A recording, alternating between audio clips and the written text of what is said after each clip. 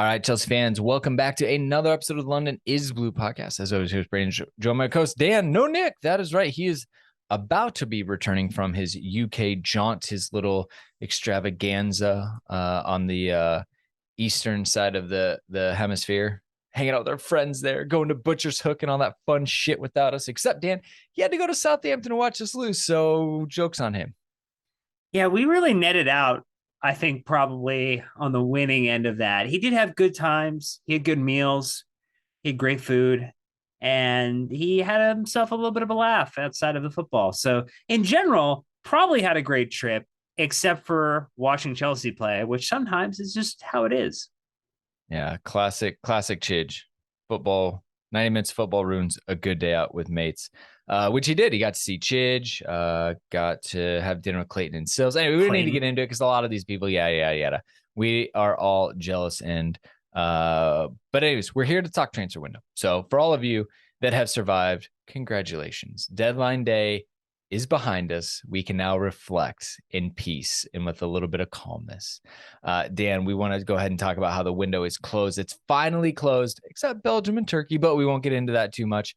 And just what happened in this window. We'll take a look at it as a whole. We'll give our honest assessment. I like how you had to put honest in there, Dan, because we don't always give our honest assessments, apparently. And what we made of Team Boehly and Tuchel and how they performed in the market. And then we'll also talk about the incomings and outgoings of note, the ones that surprised us, excited us, and disappointed us. That outgoing list is actually way longer, Dan, than I expected. A lot of movement on the last day, especially on the outside.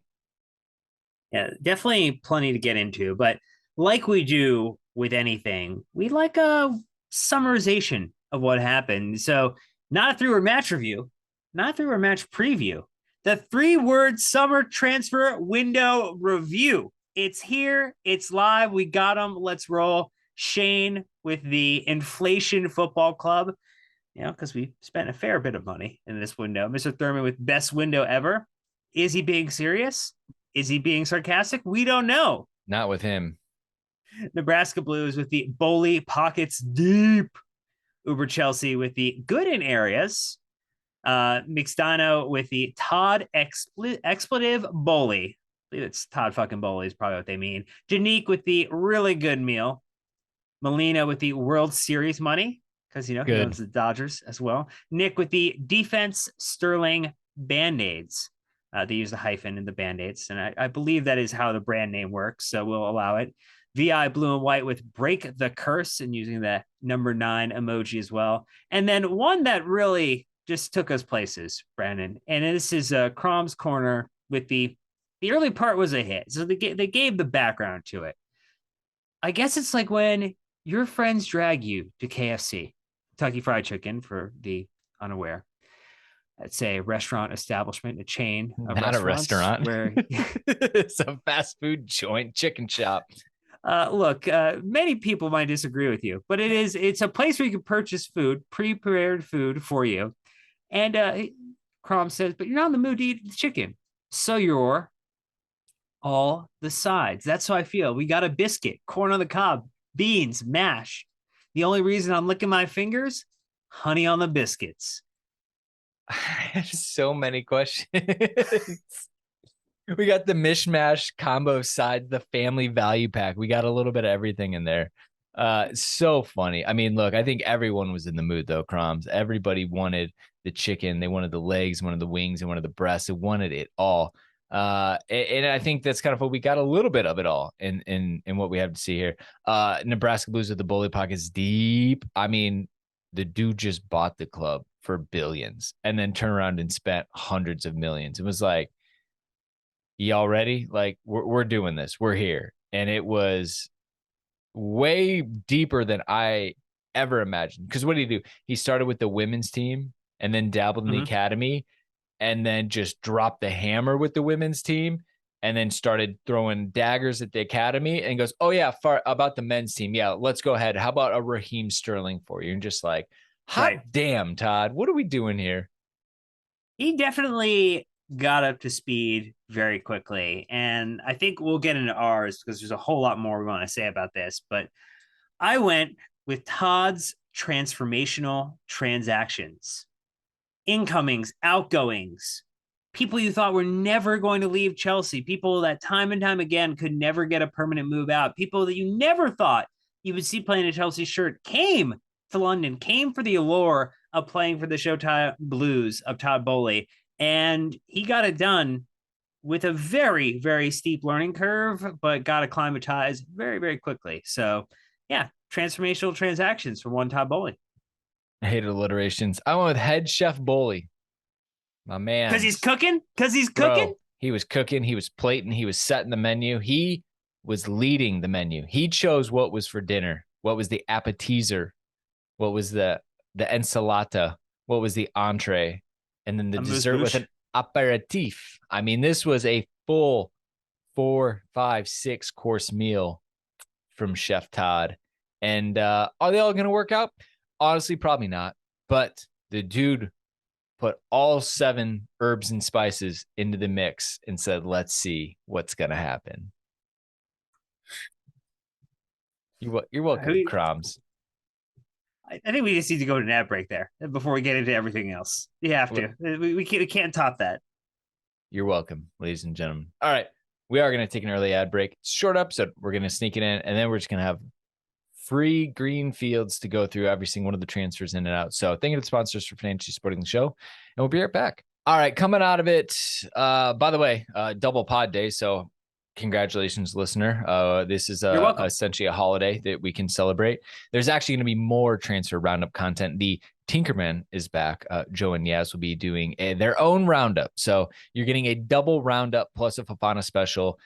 Music to all of your ears. I know content actually might be oozing out of your ears at this point, but you know, I think they like it, Dan. Yeah, the real question is, do they like the fact that you sold the Colonel short? Oh, did you look it up? What is it, 8 or 9 or something? It's 11 herbs. 11 herbs and spices. 11. Well, I hate to out myself that I don't give a shit about KFC, but here we are. So incomings and outgoings. If we just kind of look at this list, obviously some of the big outgoings was Rudiger leaving on a free, Christensen leaving on a free, Drinkwater was released, which was kind of a relief to everybody. Lukaku getting about as kicked out of a club as you can be via loan to Inter Milan. Hope he's so happy to be home, and those ultras could give a shit less. Ian Maatsen went to Burnley. We all remember that announcement video. Yeah, Burnley did some good ones today. Some good usage of mixed media, movies, things of that nature to get them in. Yeah, they definitely were trying to make a splash somewhere because it's not on the pitch after they got relegated.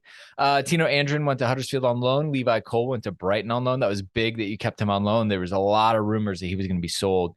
Timo Werner sold back to Leipzig. Malang Sarr loaned to Monaco. Emerson sold for West Ham. We no longer have 5 left backs on the books. We'll get to another one. Day.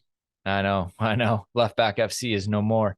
Ross Barkley was released. Callum Hudson-Odoi loan. He finally got his loan after 3 seasons.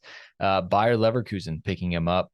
Baba Rockman was loaned, not released. He's still on the books. Xavier Mboyamba, he left. It sounds like he's on a permanent left the club. Xavier Simons, very young, promising Cobham prospect, is on loan to Hull City. Ethan Ampadu last minute loan to Italy. Harvey Vale also went loan to Hull. Kennedy again left back FC leaving to go to Real Valladolid. And then Billy Gilmore, the last one to go at the final hours of the day, Dan. He left permanently to go to Brighton and Hove Albion. Yeah, they did do a also movie themed one where they talked about Happy Gilmore. Not great. It was a little light on the production value. And again, it was very late in the day. So you kind of have to stitch it together. But the signing, I'll give him an 8 on the signing. I'm going to give him a 2 on the execution. Really could have done more with a Happy Gilmore tie in there. That was pretty disappointing. Plenty of options. Where do you want to start on the outs? Obviously, some big names left. The back line getting devastated. Our £100 million striker, no more. And then a shit ton of loans. Clearly, Todd Boehly figured out the farm system in the UK very quickly. I think if I look at this list, there are a couple of phases to how it went. There were the players you might have wanted to keep in Antonio Rudiger, maybe Andreas Christensen, who ended up leaving on freeze to go to other clubs that potentially you would not have needed to find two additional center backs to be in your starting 11. You could have started the season a little bit more built in, as it were, with the players that you had on the roster. There's a host of young, talented players who are getting an opportunity to apply their trade.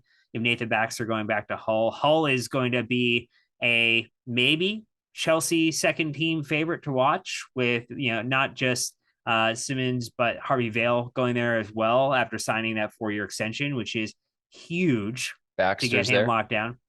And so I think this to me is representative of Todd and team recognizing a couple of themes. One, there are some deals that are just have not been good. They're not going to get better. The Barkley deal, Drinkwater situation, Emerson, and they're just going to sit on a roster until we make a call. And we talked about this before under the previous regime, that there's not always a willingness to admit where something didn't work out right and go to address it. And this shows that there was a willingness, even if it was costly, to go and make the decision where you're moving on. You're sending Timo Werner back to the Bundesliga and trying to reclaim some of that value. I think you also saw a lot of talented young players ended up going out on loan rather than on a permanent deal. Billy Gilmore maybe being the largest exception to that group, but Callum Hudson-Odoi could have been a sale. There were clubs who wanted to buy and have him as a permanent player. There were clubs who wanted Levi Colwill as a permanent player. And Todd said, no, we'll do it as a loan, prioritize clubs that wanted these players as a loan. And that, I think, was indicative of trying to ensure that we're not selling out the future. And I know people were frustrated today about Billy Gilmore, Brandon, but overall, on the macro level, I think those are two big themes in terms of the youth that we ended up finding a way to get on a loan versus a sale, and making some of the mistakes of the past or just players that were never going to find their footing here, getting them to a position where they could be a permanent starter someplace else, which to me is just generates positivity throughout the entirety of the club. Well, I mean, we had a bloated roster. I mean, you and our group chats were just pro rip up contract. You wanted none left on the table for I was people willing to that send him a paper shredder. Yeah, I was totally happy to do that. and you got your wish with a few of these. I mean, even Alonso technically was released. It's so weird. It this goes back to how Barcelona needed to do things so differently. Broke Alona. Okay. Look, you get into stuff like the Martin Braithwaite, bro. the shit that they did where like they pulled him out of Leganés as an emergency signing, which Leganés could not, or fill that spot. And then Leganés got relegated now they're bottom Segunda B. It's just like Barcelona are just absolute shitheads. And every time I went after them in this transfer window, their fans like came after us and were like, no, Frankie de Jong's in the wrong. They're like, in what fantasy world do you live? Like, you are all crazy. You should be embarrassed and ashamed of your club, but they weren't. And I think at the end of the day, I think Chelsea kind of got to toy with them and definitely caused some disruption after, look, they essentially stole or, beat us to the punch on I don't even remember his name now. The right-sided outside back. You trying to have Jules Koundé? Yeah. Already forgotten about him. Picked him up. That we're going after. Who was the other one that they snagged too? I know one of the 500 players associated with us this window. Probably a couple people they snagged. And I know you're all sitting here yelling at us, but it's been a long day. We got a lot of names. Rafinha. You're talking about Rafinha. Yeah, Rafinha. We got a lot of names that have been run through our head. If you could see our group chats today, it's insane. But then you toyed them on Alonso to the very last minute.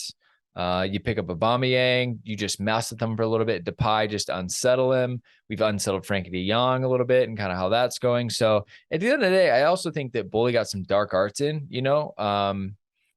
His ability to move quickly is crazy. As we look at the ins, even just the Zakaria, like I forgot who it was. It was like Aaron Smith or Chelsea Scenes. It was one of like the awesome Chelsea designers. They tweeted out that I can't actually believe that Zakaria is going through a medical and no one got to edit his face on a Chelsea kit. There was no Photoshops done. That's how fast that went, Dan. Boehly came out of left field with that. They literally went and said, who's available? Give me a name. And Juve were like, take this guy, which is probably a red flag a little bit if someone's that willing to release someone at the end of the transfer window, but it filled a need. We'll just see how well it filled. Juve seem to have the midfielder depot type of experience where you could get one on clearance for, Liverpool got one too with Archer. 90 cents to the dollar, 80 cents to the dollar, blowout sale. It's the end of the day. It's all clearance. We're getting liquidated. 50 cents to the dollar. You know what? Take them. And you know, we'll pay you $5 to make it happen. We'll pay shipping and handling.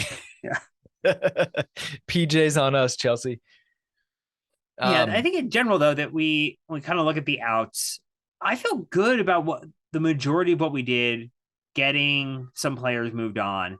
I think people point to the Billy Gilmore one and be like, he's going to come back to haunt us. And look, we've had plenty of players that we have unfortunately sold over the years who've come back to haunt us. And that's just the reality. You can pencil in Billy Gilmore assisting or scoring in some capacity against Chelsea in the next 12 to 24 months. But again, you just wish him nothing but the best. You're unhappy that it didn't work out here, but you're happy that it is working out for some players, that we did get in some, really talented individuals too, to help us re-strengthen and put this lineup back together, because we were in need of reinforcement heading into this window, and Todd and team got that done too.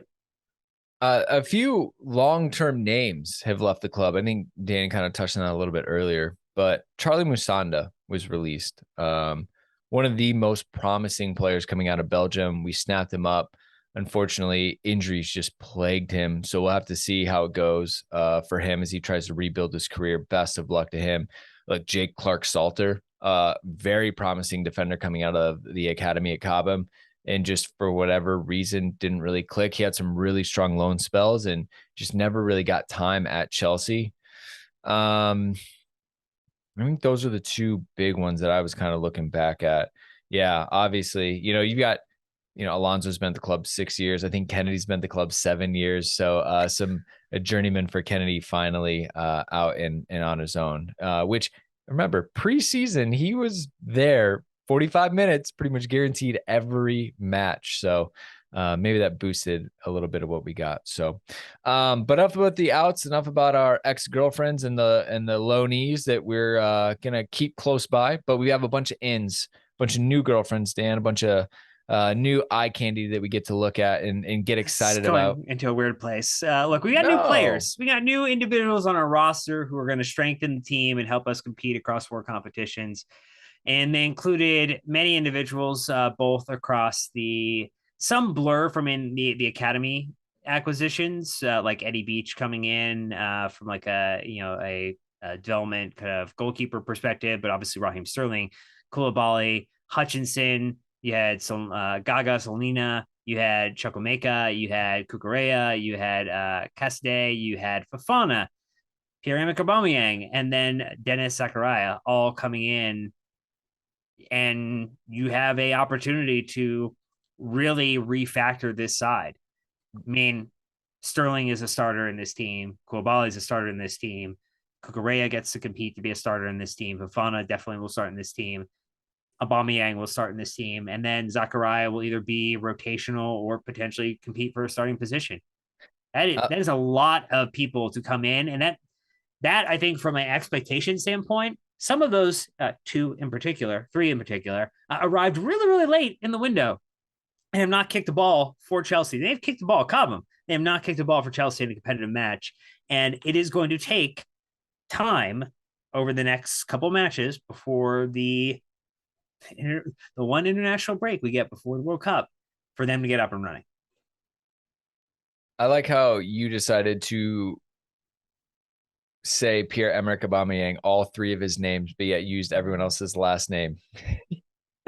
You took the longest name and read it out all the way, as if what? Obama who? Oh man, Zakaria, came. I think he was technically the last. Is between him and Aubameyang. They were obviously the deadline day signings. Fofana coming in technically yesterday. He was in Sunday, announced Monday, I believe. So Gaga Slonina going back on loan. Chukwuemeka, we know, is one for the future. Amari Hutchinson, one for the future. Eddie Beach, one for the future. Cesare Casadei, one for the future. Everybody else is damn near right into the starting lineup, to your point, or, fighting 4 minutes. I don't like, for example, I don't really see Drinkwaters here. I don't see Zappacosta's here. I think like the closest one to that is maybe like Zakaria. And that even is probably harsh because we don't really know what we're going to get. And the consensus on him, we should talk about this. In all my wisdom and insight, I've been yelling about the midfield, like lack of quality since last Sandra spring. problem. It's not good. And finally, we were massively exposed. And Tuchel even goes, I didn't have any other options after Ruben Loftus-Cheek went down. Well, that was probably an omen for Billy Gilmore sitting there saying, well, you had me, but I guess I don't count. So they bring in Zakaria to try to fill in the gaps from when N'Golo Kante's out, potentially play a 6-6 pivot when they're both healthy. The Mönchengladbach version of him is impressive, right? We're going to get some really awesome FIFA foot cards on that one. The one at Italy, not so much, but it's Juventus. Look, they had Rabiot, they had Artur, they had just like a weird mix of midfielders. Pogba's just come back. I don't know. We'll have to see. In Italy, it's a different game than England. In England, like you can make a living off of just breaking up play and getting the ball to someone else.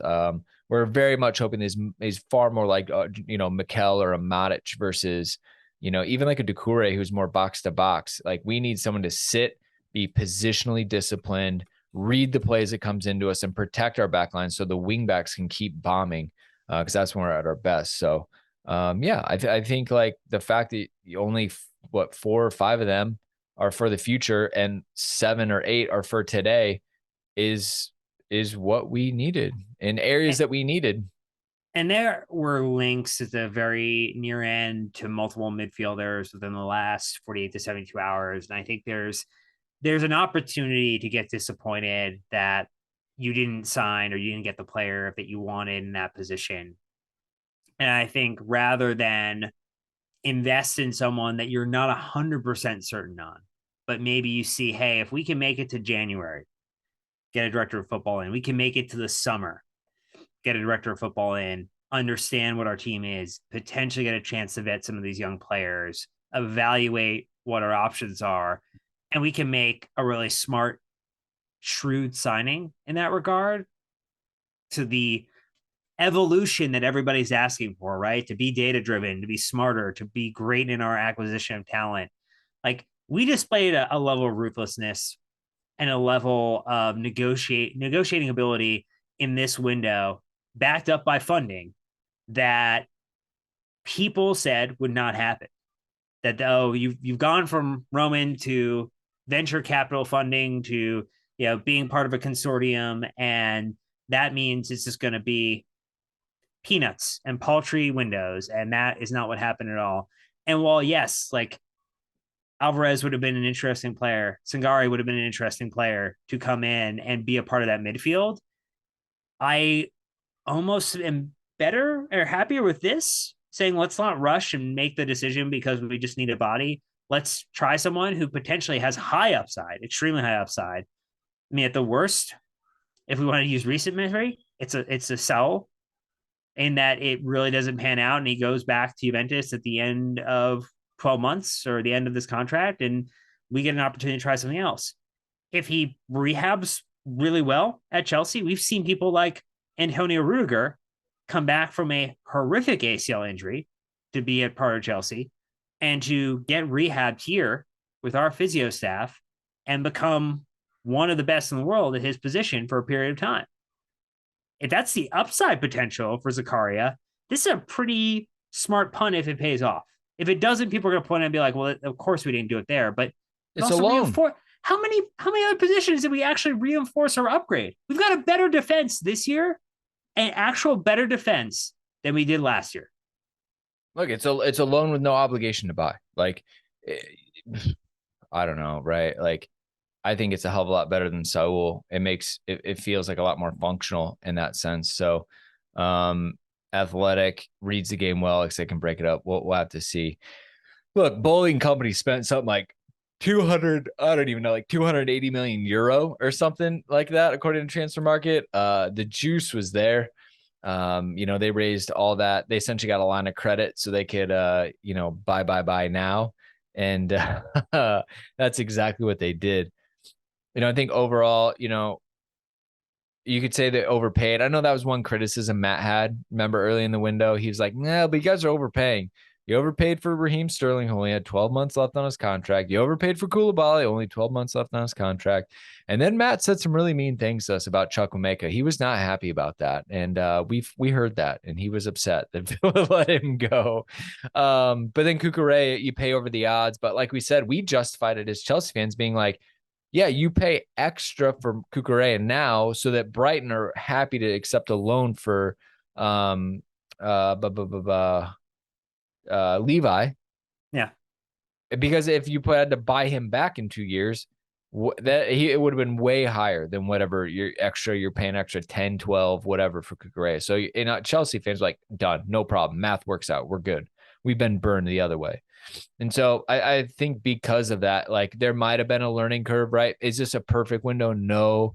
But like, was there intent and was there action? There was every step of the way. You remember back to the US tour, Boehly was in and out, back and forth between the US and London because he had stuff to do. When you talk to the journalist friends, when you're on the West Coast or Mountain Time Zone, they're so far behind the European workday that they got nothing done. And so Tuchel and Todd were working throughout the night across multiple time zones to get these things done.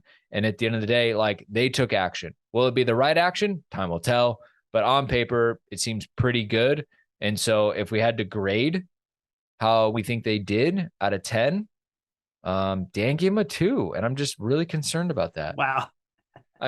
Maybe I should have said Nick so he can't defend himself. It would have been better. That would have been more humorous. Be like, what? Nick gave him a 2? Get him on Twitter. What's going on? No, what you should do though is you should be like, wait a minute.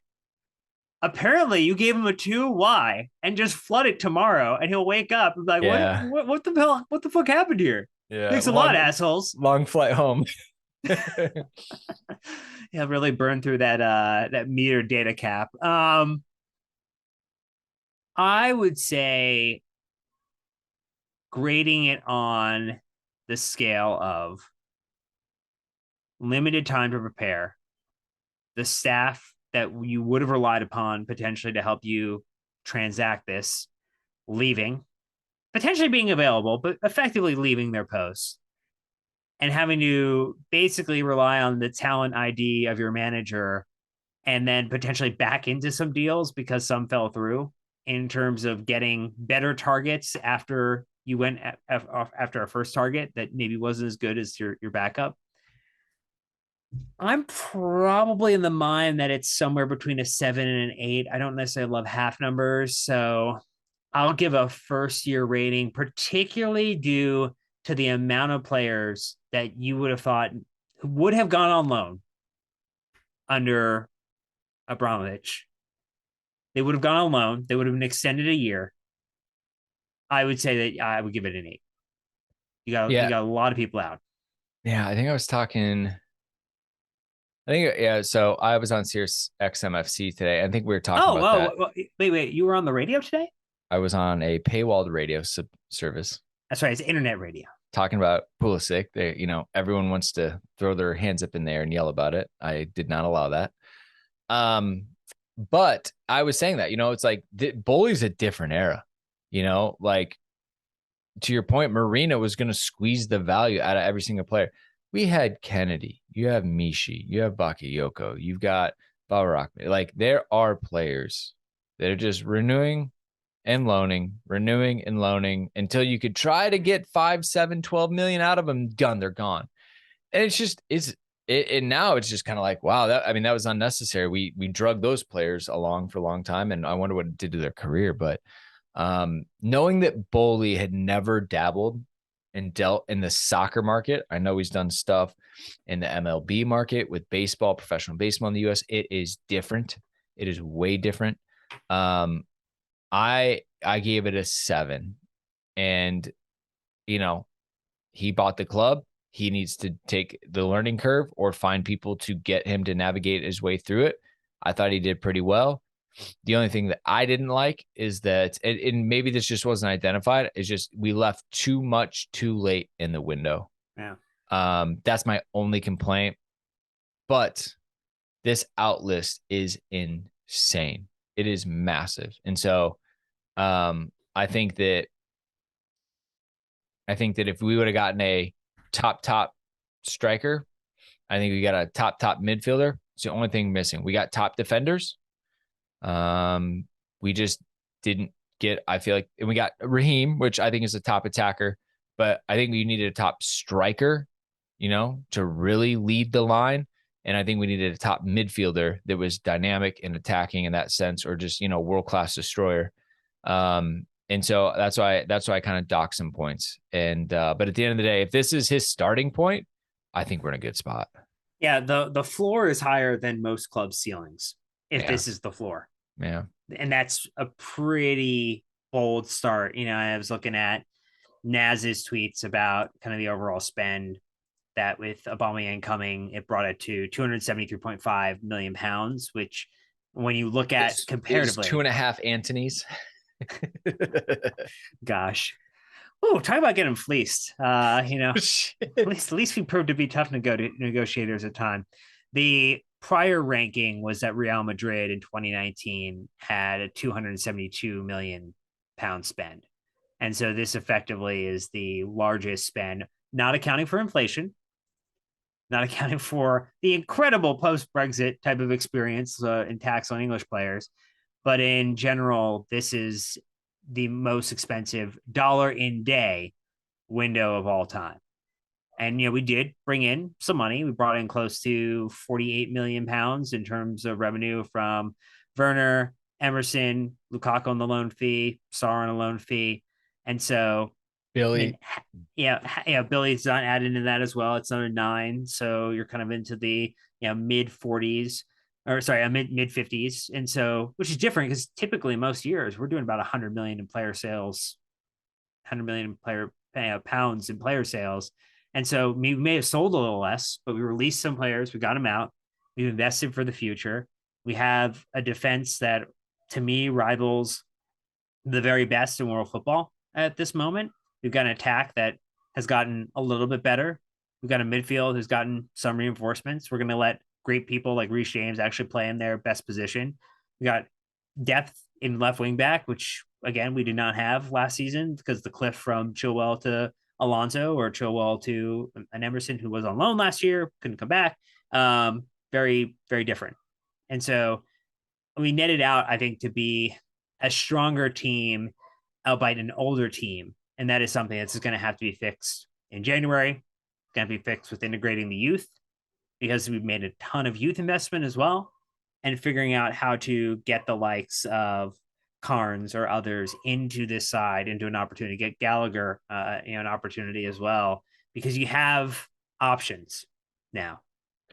I guess we need to touch on that. The youth, the promising youth in these signings. I mean, Zakaria is only 25. Obviously, Aubameyang's 33. Fofana's 21, I think. Yeah. Casadei is like 20. Cucurella's, I think, like 23 or something like that. Chukwuemeka, he's 19 or 20. Slonina is 18 or 19. Amari Hutchinson, I think, is 19. Koulibaly, obviously a vet. He's 31, 32. Sterling's 27, right in his prime. And Eddie Beach is a kid. So that's another thing, too, is that all the signings that we did, like, are future proofed, and think about all the 6-year deals we did. In 6+1s that we did, and we're talking about 6-year deals for Reece and Mason. They're definitely looking to lock people up for the long term and make sure that we kind of control and have that stability over 4 or 5 years. So I think it's gonna be really interesting to see over that amount of time how the squad maybe kind of builds out and settles.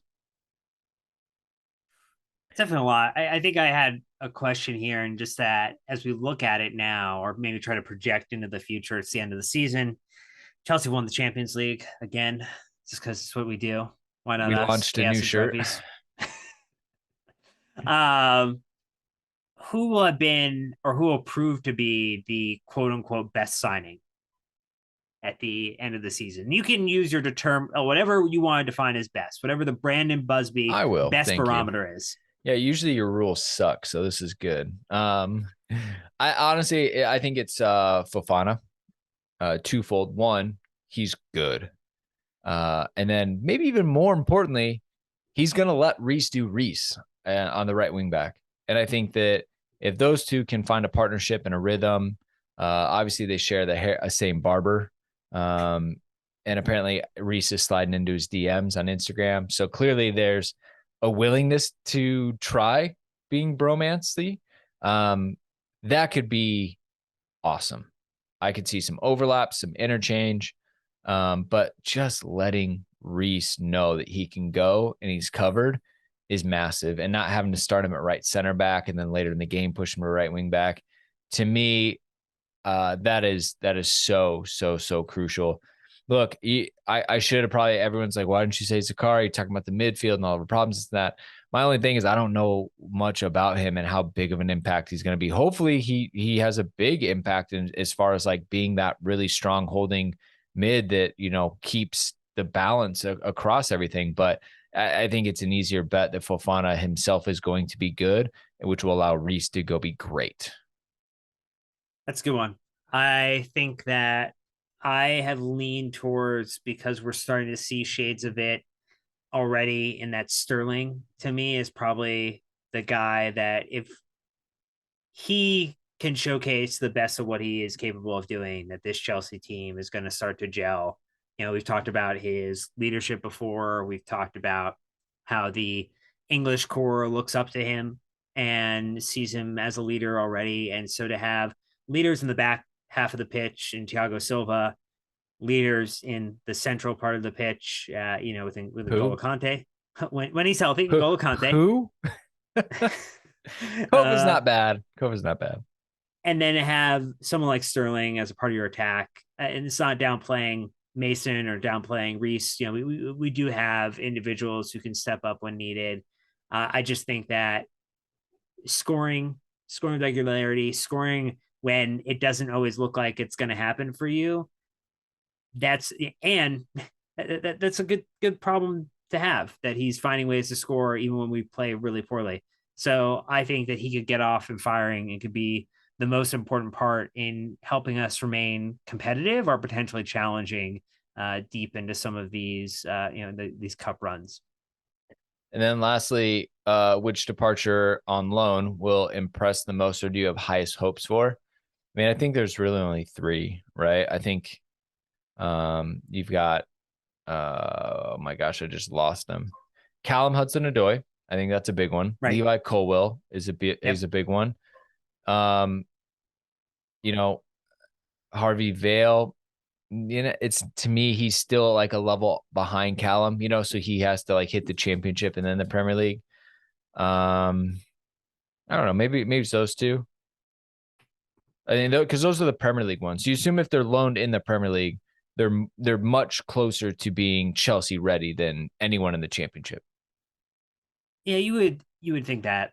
I do think that Vale, Hudson-Odoi, and Colwell are probably the three. I would love, and I'm going to pay close attention to how Tino gets on though at Huddersfield. Plays in more of an attacking position. We know that that's still an area of opportunity for us. We know several attackers were shopped around or deemed to be unhappy, and we couldn't get them potentially into a new home, whether that was Ziyech, whether that was Pulisic. So, and that's going to be another problem for Thomas and Todd to get solved in January, or get solved next summer, or get solved through rotation. And there's probably about 3,000 minutes or so available to attackers who are not named Mason Mount, Raheem Sterling, or Aubameyang. So go get your minutes, guys. You can play for it and you can earn it. I think Phil would probably say the same thing, but watch Xavier Simons at Hull City. He might, if he gets his shot, he might overshadow anything Harvey does. I mean, Harvey can score goals. And, I think that Nathan Baxter do well. Because I am just the person I am, Dan, the loan that I am hoping impresses me the most is Romelu Lukaku. So someone buys his ass and he's off our books. That's how I'm approaching this one. No, you're man of the people. You're always thinking about the next move. I don't want to do another loan with him and another loan and another loan because he's on a 5-year deal or whatever it was. I want him gone after the season. I want tidied up, but he's like injured for a month. So you're like, oh my gosh, you're worthless. You probably weren't. Anyways. But on the positive, like future looking signing, I really do like your Tino Andrin shout. But I'm going to go with Callum Hudson-Odoi. This is make or break for me. As long as he gets serious minutes at Bayer Leverkusen, which all signs point to them being super excited that they have him, the amount of social media and PR love they gave to him, you'd imagine it would be pretty embarrassing if he didn't play after that. So all signs point to he's in a good spot where he's wanted. He needs to go deliver. To me, it's kind of make or break if he gets the minutes. If not, then you got to pull him back in January and try to find another one. It's like, shit, we just wasted another season. So I really want Cal to do really well at Bayer Leverkusen and kind of show us what he's got. It might be Chelsea level. It might not be, but I want him to have a career regardless because he's always been such a high potential athlete coming through Cobham. I think that's it. I mean, I feel like we have done our due diligence and we have reflected, we have decompressed from what was or what it felt like, because they're all days with 24 hours in them. There wasn't extra days in there somehow. This one hit harder. This one felt long. And, credit to everyone who listened to this episode, who's been involved in the news, who's been watching us kind of put together this content or consuming it or being a part of our Discord or Twitter following and chatting with us about it, because this one has felt long. It has felt disruptive at times, disjointed, but it's over. It's done. And now we just get to focus on football for a little bit. Honestly, I'm going to bed after this. I apologize for the 2 yawns I had in this podcast, but it has been a hell of a day. We've had 2 jobs today between the WhatsApp and the content and everything that's been happening. You recorded a Fofana pod. I was on the radio. I've done TikToks. Nick has been having great meals, and he's been. Nick's has been drinking beer in London. Let's just be honest. What is he doing? TikTok. He did a TikTok. Yeah, maybe 2. A TikTok with a beer in his hand. Come on, classic. So, so it's been a long day, and I'm sure all of you out there, you're constantly refreshing your feeds and things like that too. So, we can relax. We can take one day off until Chelsea play West Ham at the weekend. So, I don't expect too many people to play. We're definitely going to see some minutes for people, but like I said, don't expect Aubameyang, obviously with his hairline fracture in the jaw. Don't expect Zakaria or Fofana to necessarily play right away. But that doesn't mean we better not go beat up on the Hammers and win 3-0, because that's exactly what this team needs after what I think most people would say is a pretty successful transfer window. So that'll wrap us up. Again, this is only one of our 2 roundups. There'll be another one on Saturday. Go listen to the Fofana transfer special if you haven't gotten to it at this point. But that's going to wrap us up. Dan and I are out for the day. We will see you on Monday with another podcast from us 2 specifically. So until next time, Chelsea fans, you know what to do. Keep the blue flag flying high.